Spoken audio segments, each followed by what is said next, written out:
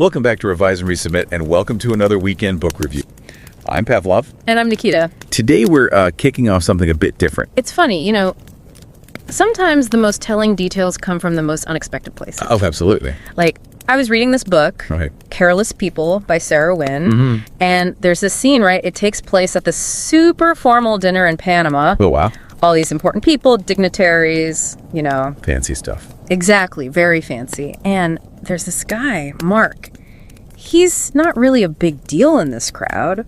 He ends up stuck at a pretty bad table, like way in the back. Oof, not ideal. And Sarah, just like that, swaps his name card with some minor president. She what? Yeah, just to get him a better seat. Pops the original cards in her bag. Nobody even bats an eye. That's pretty bold. It is, right? Yeah. But it's these little things, those tiny acts of, social maneuvering that kind of give you a glimpse into this whole other world. It's like a keyhole, right? You peek through and suddenly you see this whole intricate system working behind the scenes. Exactly. And that's what we're going to dive into today. I'm ready. Because, Careless People doesn't explicitly name the company, it's pretty clear we're getting a look inside Facebook, especially during that period of just enormous growth. A time of huge change, for sure, both for the company and for, pretty much everyone. Exactly. And Sarah's story gives us this incredible behind-the-scenes view of how a company that started out, connecting college students, ended up completely reshaping how the entire world communicates. How we get our information, how we interact, how we even think about community. It's all been transformed. Right. It's huge. So for our listeners today, our mission is to pull out some of the key insights from Sarah's experiences. The stuff that really matters. Exactly. We're going to examine how social media evolved so rapidly and had this global impact, and we're going to do it through her eyes. Seeing it firsthand. Right. We'll also dig into the ethical challenges, the things they got wrong, all within this super powerful, fast-moving company. The good and the bad, the messy reality of it all. And finally, we'll explore Sarah's personal journey, someone who was right in the thick of it all during these really pivotal moments. It's like a crash course in understanding these complex issues without having to wade through mountains of data and reports. Okay, so let's dive in. One of the first things that struck me about the book is this early sense of, idealism. Oh, for sure. It's almost like this wide-eyed optimism about using technology to bring the world closer. And Sarah's totally drawn to that. She genuinely believes that this platform can be a force for good. And that's not unusual, right? Especially in those early days, there was this real sense of possibility. Yeah, she even compares the potential impact of Facebook to, get this, the UN's work on regulating genetically modified organisms. Wow, that's quite a comparison. It is, right? Yeah. But it shows you how seriously she took this mission, this idea of connecting everyone. But as the book goes on, you start to see this tension emerge, right? Between that initial optimism and the realities of rapid corporate growth. It's like the company's getting bigger and bigger, and suddenly the focus shifts to things like user numbers and engagement metrics. Which, for anyone who doesn't know, are essentially measures of how much users are interacting with the platform. Liking, sharing, commenting, all that. Exactly. And those things become this driving force, sometimes overshadowing the wider societal impact. Yeah, and those consequences become harder and harder to ignore. Right. There's this one example in the book that really brings this home. The situation in Myanmar. Oh, that's a tough one. For a lot of people there, Facebook basically became the internet. It was their main way to access information. But the problem was the platform wasn't really equipped to deal with the local context. The cultural nuances, the political climate, it's a whole different ballgame. Exactly. And you see how this leads to the spread of hate speech and misinformation, especially during a time of political upheaval. It's a chilling reminder of how a tool meant to connect people can be twisted into something really harmful. And it raises some serious questions about the responsibilities of these global platforms, right? Absolutely. When you have a company operating in so many different countries with so much influence, what are their obligations? Because suddenly it's not just about connecting people, it's about understanding the complexities of each place, each culture. And that brings us to content moderation. Which is basically the process of reviewing and potentially removing harmful or inappropriate content. And it's way more complicated than it sounds. Oh, yeah, because you have to consider things like freedom of speech, but also protecting people from harm. And you have to do it across languages, across cultures. It's a massive undertaking. And the book really gets into the internal struggles at Facebook to figure all this out. It wasn't always pretty. No, not at all. Sarah pushes for things like hiring human rights experts, adapting the platform to local languages like Burmese. Trying to make it work. But she runs into roadblocks, internal resistance, competing priorities. It's a constant battle. It's that tension again, right? Between the stated goals, the idealism of connecting everyone, and the realities of running a global business. And then there's the whole issue of global policy and governance in the digital age. Oh, that's a whole other can of worms. Because you've got these companies like Facebook operating in countries with vastly different laws and regulations. Yeah, and sometimes those laws clash with the company's own internal values, or at least what they claim their values are. And the book gives examples of where Facebook's leadership seemed to think they could just, override national laws. Like their own rules were more important. Yeah, and that obviously led to friction with governments all over the place, from China to Korea. It becomes this power struggle, right? Who gets to decide what's acceptable online? And in the midst of all this, you see the toll it takes on Sarah personally. It's not just a job for her, is it? No, she's deeply invested. She's passionate about this mission. But she's also constantly facing these ethical dilemmas, these clashes between what she believes and what the company's doing. And it gets to her. You really feel her frustration, her sense of powerlessness. Especially when she sees decisions being made that she thinks will have negative consequences, but she can't stop them. And it makes you realize that behind all these massive platforms, these global systems, there are real people making these decisions. People with their own beliefs, their own blind spots. Exactly. And Sarah's story, her journey from true believer to disillusioned insider, it humanizes this whole thing. It reminds us that these aren't just abstract problems, they affect real people's lives. And it's interesting because her experiences outside of work, the near-death experiences she goes through, they seem to further fuel her desire to do the right thing. It gives her a different perspective, a sense of urgency. Maybe, yeah. So as we wrap up this deep dive into Careless People, there's a clear arc we see. Take us through it.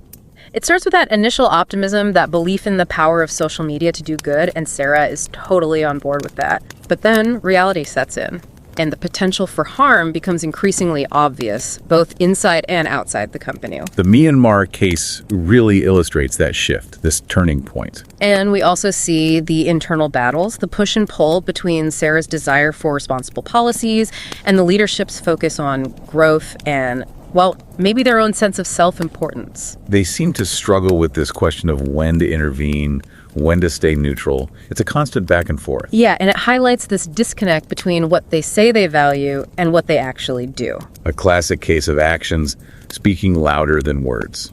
There's this one moment in the book that I found really striking, this kind of aha moment. Tell me about it.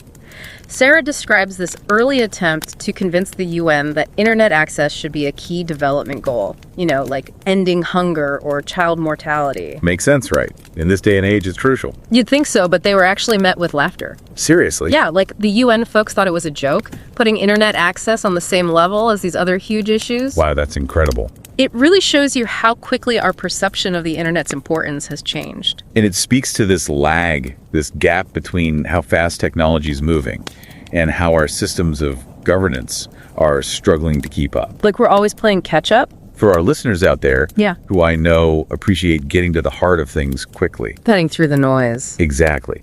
Sarah's story gives you this concentrated look at the complexities of global social media. You see the power these platforms have, the ethical tightropes they walk, and the very real consequences of their decisions, all without having to sift through years of news articles and academic papers. It's a shortcut to understanding the forces shaping our digital world. Because whether you're tech savvy or not, these issues affect all of us. We're all connected now, whether we like it or not.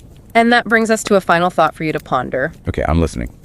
As you think about everything we've unpacked today, the ambition, the stakes, the unintended consequences, what responsibility do you think individuals and organizations have in shaping the future of this interconnected world? It's a big question. It is, but it's an important one.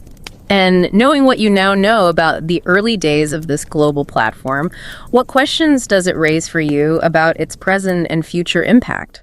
These are big questions to consider. Definitely worth thinking about. If you want to dive deeper into these ideas, there are some great resources out there. You could look into the debates about technology regulation, the impact of social media on elections, or the ethical frameworks that these tech giants supposedly follow. It's a conversation that's still very much unfolding. And we all have a role to play in shaping its direction. That's a powerful message to end on. I think so too. Thanks for this deep dive. It's been enlightening. My pleasure. And to our listeners, keep exploring, keep asking questions, and keep pushing for a better digital future. Couldn't have said it better myself. Until next time, stay curious. And don't forget to subscribe to Revise and Resubmit on Spotify and Apple Podcasts. Until next time, keep those minds curious, keep questioning, and keep revising and resubmitting.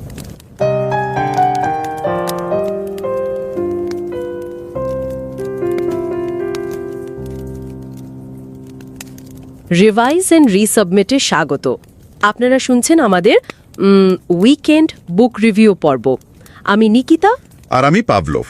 আজকে আমরা Sarah উইন-উইলিয়ামসের একটা বেশ নাসুরে চর্চিত বই careless people নিয়ে একটু কথা বলবো। হ্যাঁ, বইটা নিয়ে তো আলোচনা হচ্ছে বেশ কিছুদিন ধরে। তবে শুরুতেই একটা জরুরি কথা বলে রাখা ভালো, আজকের এই আলোচনাটা কিন্তু বইটার কোনো গভীর বা সম্পূর্ণ বিশ্লেষণ নয়। ঠিক, এটা আসলে একটা লার্জ ল্যাঙ্গুয়েজ মডেল বা LLM এর সাহায্য নিয়ে তৈরি করা একটা সারসংক্ষেপ। মূল বইটা অবশ্যই আরও অনেক বিস্তারিত। একদম।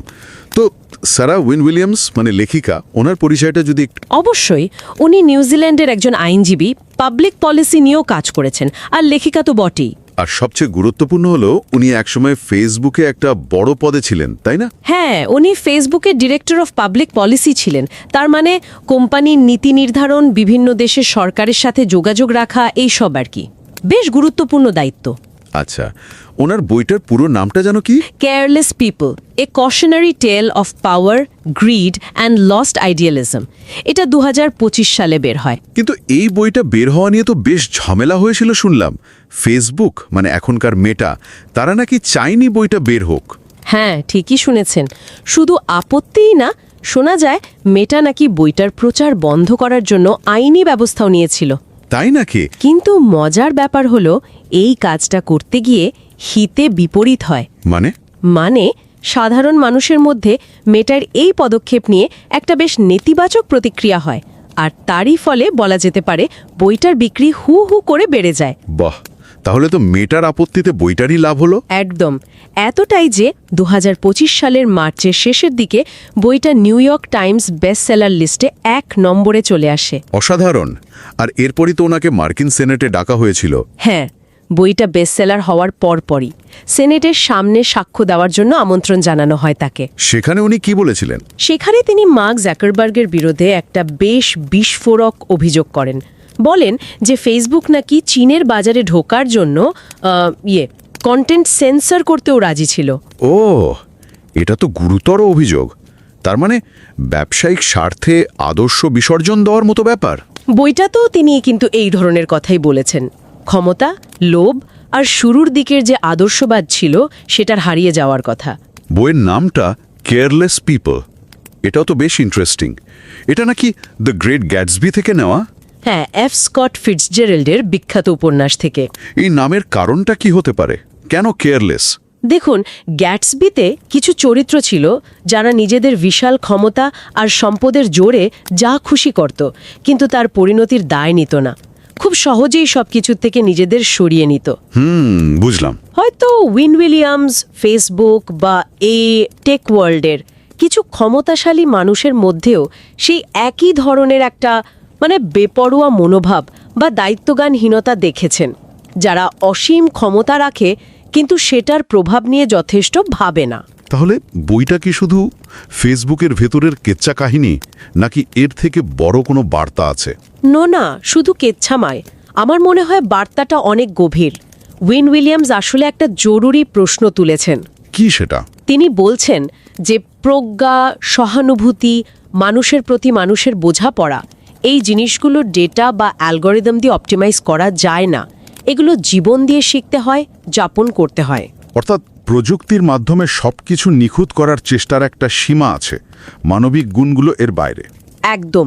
তিনি তো নিজের অভিজ্ঞতার কথাই বলছেন। ফেসবুকে কাজ করার শুরুর দিকে সেই আদর্শ, উত্তেজনা, তারপর ধীরে ধীরে ক্ষমতার খেলা, মোহভঙ্গ, এই পুরো যাত্রাটাই যেন বইয়ের মূল সুরটাকে ধরে। কিভাবে ভালো উদ্দেশ্য নিয়ে শুরু হওয়া কিছু পথ হারাতে পারে। হ্যাঁ, ক্ষমতা আর লাভের ফাঁদে পড়ে মানবিক দিকগুলো হারিয়ে ফেলতে পারে, এটাই উনি দেখাতে চেয়েছেন। সত্যি ভাবনার বিষয়, বইটা পড়ার আগ্রহ হচ্ছে। সেটাই।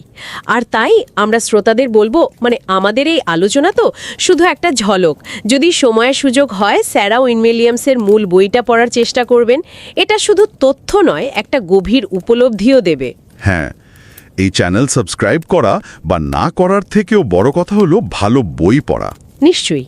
আর বইটা পড়ার পর হয়তো এই প্রশ্নটা অনেকের মনেই আসবে, যখন প্রযুক্তি সবকিছুকে আরও উন্নত, আরও অপটিমাইজড করার দিকে ছুটছে, তখন আমাদের জরুরি মানবিক অনুভূতিগুলোর, যেমন ধরুন সহানুভূতি বা প্রজ্ঞার কি অবস্থা হচ্ছে, সেগুলো কি হারিয়ে যাচ্ছে? আর এই প্রশ্নটা নিয়ে যদি আমরা একটু ভাবি, সেটাই হয়তো এই বইটার সবচেয়ে বড় পাওয়া।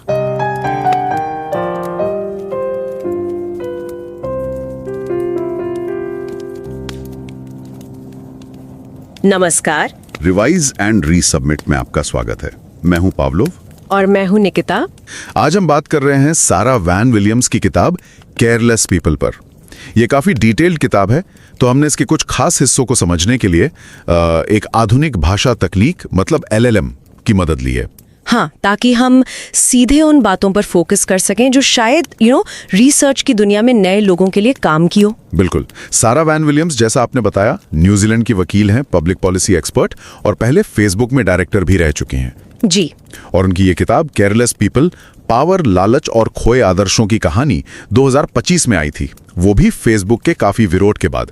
हाँ, बल्कि खबरें तो ये भी थीं कि मेटा ने, मतलब फेसबुक की पेरेंट कंपनी ने, उन्हें किताब प्रमोट करने से रोकने के लिए केस तक कर दिया था। अच्छा। और शायद इसी हंगामे की वजह से, पब्लिक रिएक्शन से, किताब की बिक्री भी काफी बढ़ गई। मार्च 2025 तक तो ये न्यूयॉर्क टाइम्स बेस्टसेलर लिस्ट में नंबर 1 पर पहुंच गई थी। बिल्कुल। और इसी किताब के छपने के बाद उन्हें अमेरिकी सीनेट में गवाही देने के लिए भी बुलाया गया था। हाँ, और वहां उन्होंने ज़करबर्ग पर वो चीन के बाजार में पहुंचने के लिए कंटेंट सेंसर करने को तैयार होने का आरोप लगाया था। जी। किताब का टाइटल भी एफ स्कॉट फिट्जजेरल्ड के नॉवेल द ग्रेट गैट्सबी से लिया गया है। हाँ, और ये किताब वाकई इस बात पर जोर देती है कि समझ, सहानुभूति, ये सब सिर्फ डेटा नहीं है, इन्हें जीना पड़ता है। एकदम सही कहा। इसीलिए हमारी सलाह तो यही रहेगी कि सुनने वाले समय निकालकर ये पूरी किताब जरूर पढ़ें। खैर, आज हम इसके कुछ खास हिस्सों पर बात करेंगे। हाँ, और देखेंगे कि एक रिसर्चर, खासकर जो अभी शुरुआत कर रहा है, वो वैन-विलियम्स के अनुभवों से क्या सीख सकता है। बिल्कुल। तो शुरुआत उनके एक बहुत ही निजी और डरावने अनुभव से करते हैं। शार्क हमला। सिर्फ 13 साल की थी वो। हाँ, ये बहुत ही भयानक घटना थी जिसने उन्हें लगभग मार ही डाला था। एक गहरा सदमा। और एक नए रिसर्चर के लिए ये शायद उन अप्रत्याशित बड़ी मुश्किलों का प्रतीक है जो रिसर्च के सफर में आ सकती हैं, है ना? बिल्कुल। ये दिखाता है कि कैसे ऐसी घटनाओं के बाद भी हिम्मत रखनी है, मतलब लचीलापन, और फिर उस अनुभव से एक मकसद ढूंढना। वो मेरे साथ ही क्यों हुआ वाला सवाल, उसे किसी सार्थक काम की प्रेरणा में बदलना। शायद इसीलिए उनका झुकाव मानव अधिकारों की तरफ हुआ। लगता तो यही है। फिर वो संयुक्त राष्ट्र मतलब UN में अपने काम के बारे में बताती हैं। शुरू में तो बहुत जोश था कि बड़े वैश्विक मुद्दों पर काम करेंगी, लेकिन फिर वो अंतहीन मीटिंग्स, बहसें और असल में कुछ होता हुआ न दिखना, उससे निराशा होने लगी। वो बताती हैं कैसे वकील घंटों सिर्फ कॉमा और सेमीकोलन पर बहस करते थे। हाँ, ये बात तो एकेडमिक रिसर्च करने वालों को बहुत जानी पहचानी लगेगी। अक्सर बड़े संस्थानों या ब्यूरोक्रेसी में ऐसा ही होता है। ये एक तरह से आदर्शवाद और असलियत का टकराव है। रिसर्चर को यह पहचानना पड़ता है कि कब उनका रास्ता शायद सही असर नहीं डाल रहा और कब दिशा बदलने की जरूरत है। फिर आता है फेसबुक का आकर्षण। उन्हें लगा कि फेसबुक में दुनिया बदलने की क्षमता है, और उन्होंने वहाँ एक ऐसी नौकरी के लिए पिच किया जो उस वक्त थी ही नहीं। हाँ, मार्ने लेवाइन के साथ उनकी वो बातचीत काफी कुछ कहती है। वैन-विलियम्स फेसबुक के ग्लोबल पॉलिटिकल असर की बात कर रही थीं, जबकि लेवाइन का ध्यान शायद बिजनेस ग्रोथ पर ज्यादा था। बिल्कुल। यहाँ नए रिसर्चर्स के लिए कई सबक हैं, जैसे दुनिया में क्या नया हो रहा है उसे पहचानना, अपने आइडियाज को सही ढंग से रखना, भले ही वो पारंपरिक ना हो, और ये समझना भी कि सामने वाले की, जैसे फंडिंग एजेंसी, आपके सुपरवाइजर की असल प्राथमिकताएं क्या है। मिशन और बिजनेस के लक्ष्यों का फर्क समझना बहुत जरूरी है। फिर फेसबुक के अंदर का अनुभव, सत्ता का खेल, वो अजीब कॉर्पोरेट कल्चर, नैतिक दुविधाएं। हाँ, जैसे वो न्यूजीलैंड के प्रधानमंत्री की विजिट वाला किस्सा, जब मार्क ज़करबर्ग कुछ खास उत्साहित नहीं दिखे। या फिर जर्मन मंत्री के साथ मीटिंग में जो सांस्कृतिक गलतफहमियां हुई। ये सब दिखाता है कि किसी भी बड़ी संस्था में अंदरूनी राजनीति कितनी जटिल हो सकती है। अलग अलग तरह के लीडर्स के साथ कैसे काम करें और खासकर अंतर्राष्ट्रीय स्तर पर काम करते हुए वो सांस्कृतिक बारीकियों को समझना कितना जरूरी है। हाँ, रिसर्चर्स को भी अक्सर ये सब झेलना पड़ता है। फिर चीन में घुसने की फेसबुक की वो रणनीति और उसके लिए सेंसरशिप और यूजर डेटा पर समझौता करने की बात, ये तो बड़ा नैतिक सवाल है। हाँ, पता चलता है कि फेसबुक ने चीनी सरकार को वहाँ के यूजर्स के डेटा तक पहुँच देने पर भी विचार किया था। देखिए, ये उन रिसर्चर्स के लिए एक बहुत गंभीर चेतावनी है जो अपने काम में नैतिक दुविधाओं का सामना करते हैं कि संस्था के लक्ष्य और आपके अपने उसूलों में टकराव हो सकता है और सिद्धांतों से समझौता करने की एक कीमत होती है। ये बिल्कुल वैसा ही है जैसे रिसर्च फंडिंग लेते वक्त सोचना पड़ता है कि पैसा कहाँ से आ रहा है, क्या वो आपके मूल्यों से मिल खाता है। और फिर म्यांमार में जो हुआ वो तो बहुत ही दुखद था। फेसबुक का internet.org या फ्री बेसिक्स प्रोग्राम गया था वहाँ, लेकिन फिर प्लेटफॉर्म पर नफरत और गलत जानकारी को रोकने में नाकामी, उसका नतीजा रोहिंग्या मुसलमानों के खिलाफ हिंसा भड़काने में निकला। और कंपनी की प्रतिक्रिया बहुत धीमी और अपर्याप्त थी। ये एक बड़ा उदाहरण है कि कैसे दुनिया को जोड़ने जैसे अच्छे इरादे वाले प्रोजेक्ट के भी अनचाहे भयानक परिणाम हो सकते हैं। सही में ये रिसर्चर्स को याद दिलाता है कि अपने काम के संभावित असर के बारे में बहुत सावधान रहें और ये भी दिखाता है कि जब चिंताएं उठाई जाती हैं तो उन्हें सुना जाना कितना मुश्किल हो सकता है। बिल्कुल। और आखिर में वैन विलियम्स का लीडरशिप से मोह भंग होना, खासकर मार्क जुकरबर्ग और शेरिल सैंडबर्ग से, और कंपनी छोड़ने का फैसला। हाँ, जैसे ब्राजील में उनके एक सहकर्मी की गिरफ्तारी पर मार्क की प्रतिक्रिया, या पेरू यात्रा के दौरान वो सत्ता का खेल देखकर हुई निराशा। ये जिंदगी के वो मोड़ हैं जब इंसान अपने करियर, अपने उसूलों पर दोबारा सोचता है।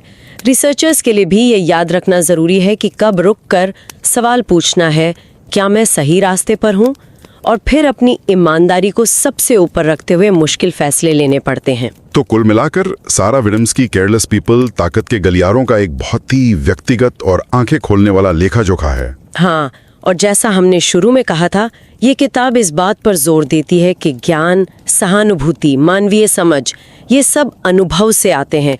इन्हें सिर्फ ऑप्टिमाइज नहीं किया जा सकता। और ये नए रिसर्चर्स को संस्थानों, नैतिकता और निजी मूल्यों की जटिलताओं को समझने में काफी मदद कर सकती है। बिल्कुल। हम एक बार फिर कहेंगे कि ओरिजिनल किताब पढ़ने लायक है। और जाते जाते एक सवाल शायद हम सबके लिए छोड़ सकते हैं।